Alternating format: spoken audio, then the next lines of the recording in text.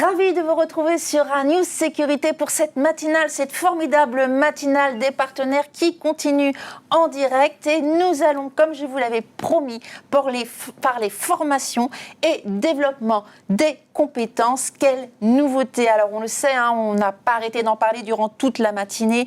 Ce contexte d'évolution, mais également de ce contexte de menace en constante évolution, les exigences de professionnalisation dans les métiers de la sécurité-sûreté n'ont jamais été aussi importantes, aussi fortes. Savoir-faire technique, soft skills, culture du risque, posture de gestion de crise, les compétences attendues évoluent et les formats également. Pour parler de ces sujets, j'ai le plaisir d'avoir à ma droite Julien Berton. Bonjour. Alors Julien, vous êtes ingénieur de recherche et innovation au CESI. CESI, école d'ingénieurs créée en 1958. Tout à fait. Donc, qui a quelques années derrière elle quand même, par des entreprises industrielles. Le CESI compte aujourd'hui 25 campus sur tout le territoire, dotés d'équipements pédagogiques de pointe, 110 000 alumni. Oui. C'est incroyable, 8 000 entreprises d'accueil pour ses étudiants et 130 partenariats avec ces universités dans le monde entier. Christophe Lepelletier, bonjour. Bonjour. Alors Christophe, vous êtes directeur développement commercial et de la communication également chez Format Pélec. Pardon. Exactement. Voilà, créé en 1972, donc pas toute récente non plus, par les organisations professionnelles de l'équipement électrique. À l'époque, c'était le CERS et FFIE. Format Pélec est une association loi 1901 spécialisée dans la formation de professionnels du génie électrique et des réseaux de communication.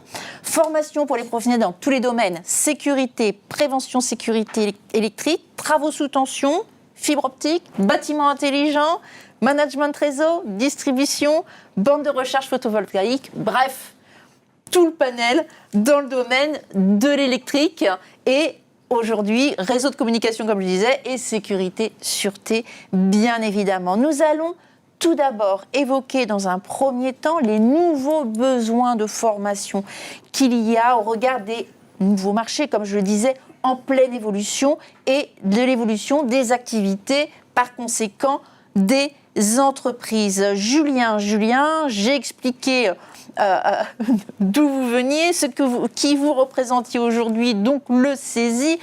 C'est une école avec une formation initiale qui forme des ingénieurs du bac plus 3 au bac plus 5, 7 même, tout à fait. Ouais, voilà. Tout à fait. Quels sont justement aujourd'hui ces besoins ? Alors nous, l'avantage, c'est qu'on a une gouvernance aussi de par les branches professionnelles qui nous permettent de rester un peu à l'écoute des besoins professionnels et également un peu de ce qui remonte du terrain. On a aussi forcément beaucoup d'alternants qui nous permettent ça, puisque pour vous donner un chiffre aussi, dans les 26 000 alternants ou les 26 000 élèves qu'on accueille dans nos formations, 20 000 sont alternants, donc ça fait quand même une grande part aussi pour nous permettre aussi de nous alimenter une par vraie ce biais-là. évolution, ça, au niveau des alternants. Exactement, tout à fait. Et par ailleurs aussi un vrai apprentissage, puisqu'on pourrait considérer qu'ils restent dans une sphère théorique pendant 3 ans, pendant 5 ans, etc. Mais là, ils sont typiquement sur des rythmes de formation qui sont plutôt adaptés.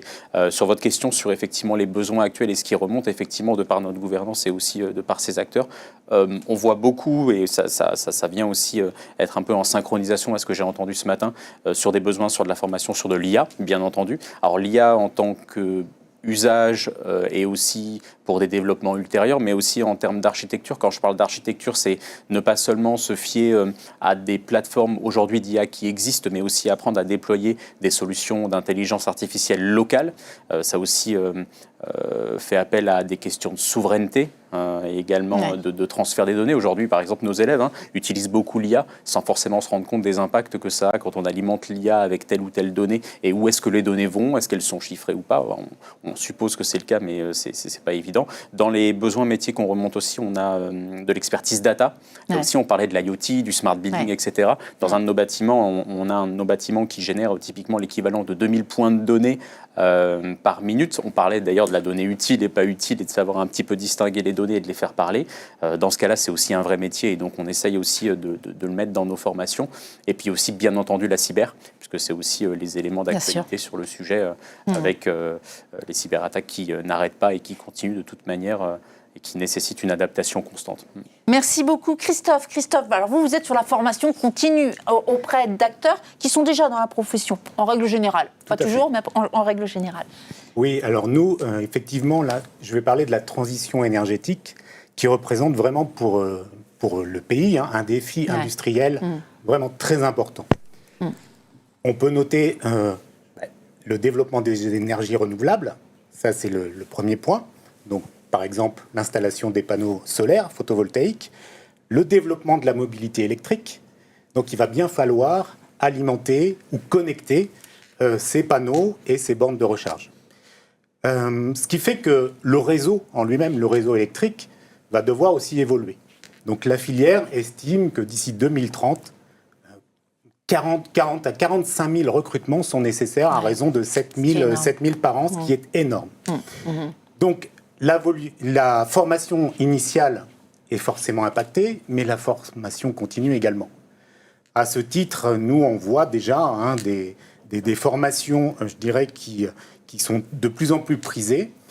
Par exemple, les monteurs de réseau, basse tension et haute tension, donc pour alimenter nos différentes installations, puisqu'on va y connecter les installations solaires, où on va réinjecter sur ce fameux réseau, ou alors les bornes de recharge, où là, on va vraiment complètement consommer. Mais aussi tous les installateurs photovoltaïques, IRVE, qui sont à former. On a aujourd'hui sur l'IRVE des agréments, des qualifications obligatoires pour pouvoir installer des bornes. Et on a aussi maintenant, sur ces deux thèmes, des formations de plus en plus demandées sur la maintenance, puisque ça fait quand même quelques années que les bornes ont commencé à être installées et la maintenance est vraiment un point important. C'est un enjeu essentiel, c'était l'émission juste d'avant, effectivement, qu'on évoquait. Oui. On l'a bien vu, il y a aussi la cyber, forcément, que vous abordez, on l'a vu aussi, enjeu essentiel. Une question que j'ai envie de vous poser à tous les deux, mais tout d'abord, Christophe, on le dit souvent, le métier d'électricité, d'électricien, mais également dans le domaine du génie électrique, un petit peu moins peut-être réseau de communication, mais tout ce qui est électrique et sécurité, sûreté, on a tendance à voir beaucoup de genre masculin, on va dire, si on peut encore appeler comme ça aujourd'hui. Je dois faire attention, voilà. Est-ce que c'est un métier pour tous ? Oui, c'est un métier pour tous. Moi, j'ai le plaisir de voir de plus en plus de femmes dans nos formations, notamment dans tout ce qui est énergie renouvelable et même sécurité, puisqu'on fait des formations aussi en sécurité et prévention sécurité. Mais dans le domaine du photovoltaïque, effectivement, j'en ai vu plusieurs encore cette semaine dans notre agence de Cachan. Merci beaucoup. Julien, est-ce qu'il y a de plus en plus de jeunes femmes étudiantes au CESI ? Alors, il y en a plus, effectivement. Maintenant, l'évolution est assez, on pourrait considérer comme lente, puisque forcément, c'est un travail de longue haleine. Le taux, aujourd'hui ? On est alors, le dernier taux que j'ai, c'est sur les diplômés élèves d'ingénieurs, on est à 29%, quand dans les années 2000, on était à 22%. Ouais. Ouais. Vous voyez, entre cet espace-temps, une très légère évolution et il y a une inertie assez forte. Maintenant, on essaye, vous savez, via des ateliers, via notamment nos job dating qu'on fait, d'avoir un pôle mixité qui va s'occuper de montrer un peu les actions qu'on fait, y compris de casser ce mythe du métier scientifique, effectivement, uniquement réservé aux hommes, et aussi dans le cadre des actions qu'on peut faire auprès des collèges et des lycées. On sait qu'au niveau du gouvernement, ils sont en train d'y travailler, semblerait-il. Vous êtes sur une formation initiale, comme nous l'avons expliqué, que ce soit des étudiants à plein temps, entre guillemets, ou en alternant.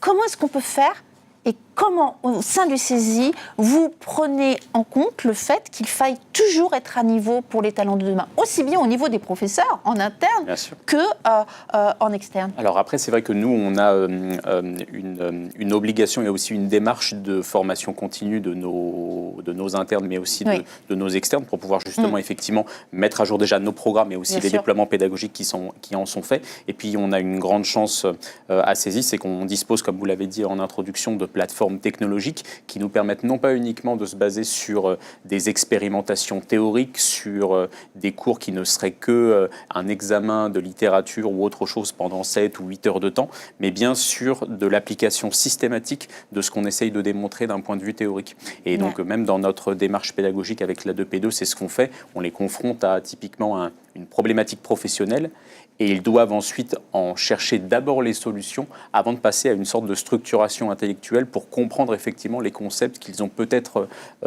utilisés sans trop le savoir ou en le devinant. Alors ça, on le voit bien au niveau interne, ce travail qui est mené. Au niveau des étudiants, on l'a dit tout au long de la matinée, et en plus avec l'IA, avec les nouvelles technologies qui arrivent, les métiers changent, évoluent, de nouveaux métiers arrivent. Il y a une veille qui est faite régulièrement? Alors nous, on a une veille de par, bien entendu, notre gouvernance et aussi par rapport à ce que identifie par exemple France Compétences, qui sort tous les ans du coup une liste des métiers émergents. Et dans cette liste de métiers émergents, on a un métier qui d'ailleurs, il me semble, est resté entre 2024 et 2025 sur le gestionnaire de bâtiments intelligents. Alors le titre, c'est expert en digitalisation des bâtiments.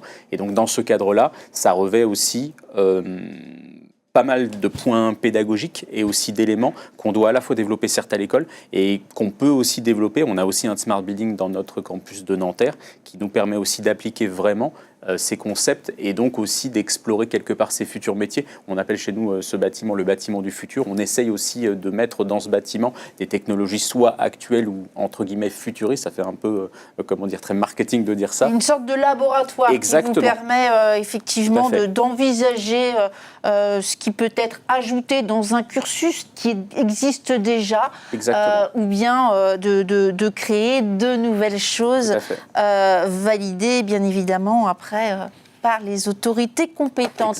Christophe, la même question pour vous. Alors d'abord la formation des formateurs. Oui, alors la formation des formateurs, mais aussi, je dirais, les talents d'aujourd'hui doivent être aussi ceux de demain. Donc c'est vraiment l'ADN de Formapelex, c'est d'accompagner la filière dans les différents domaines. Bien sûr, on va intégrer l'IA, on l'intègre déjà pour les formateurs. Notamment dans la conception de nos supports de formation. On fait différents tests actuellement, mais c'est vraiment effectivement quelque chose d'important. De toute façon, partout où il y a de la data, on va avoir de l'IA et de la cybersécurité. Merci à vous deux d'avoir présenté donc ces formations et parlé de développement de compétences. Des nouveautés, une vraie évolution continue. C'est ça qui est intéressant dans votre métier. C'est ça qui est passionnant. C'est passionnant. Merci à vous deux, merci à vous tous de nous suivre encore durant cette matinée pour la matinale des partenaires d'Anitech. Il nous reste, alors restez toujours connectés, il nous reste une émission et un moment fort avec une signature de partenariat. Je ne vous en dis pas plus, restez avec nous, on se retrouve dans 5 minutes. Merci à vous. Merci.